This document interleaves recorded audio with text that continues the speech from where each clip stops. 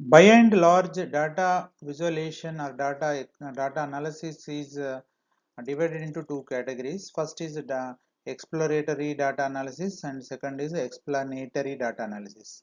Exploratory analysis, just what it sounds like, you are exploring the data to identify trends and outliers. You might have a specific question you are trying to answer, like which products were your top sellers in the last quarter. But a big part of the exploratory data analysis, like, well, just exploring, looking to see what happened and what seems noteworthy.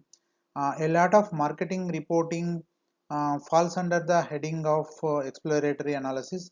If you give a monthly update on your Google Analytics numbers with a status check of website sessions, goal completions, and other KPIs, along with a list of your best performing pages, that's exploratory analysis.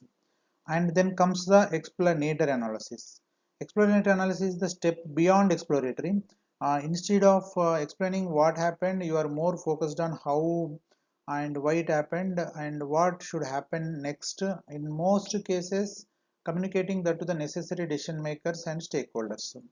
An explanatory analysis of your Google Analytics data, for example, might include a closer look at why your top performing pages attract so much traffic and recommendations for how they could be used to increase goal completions, uh, like that. So there are many things. So there is a good book.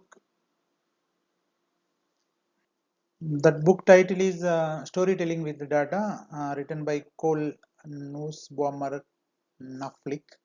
So it has so many, they defined it very well. In that they say exploratory is turning over 100 rocks to find one or two gems, and explanatory is showing those one or two gems to someone else. I think you understood what it is.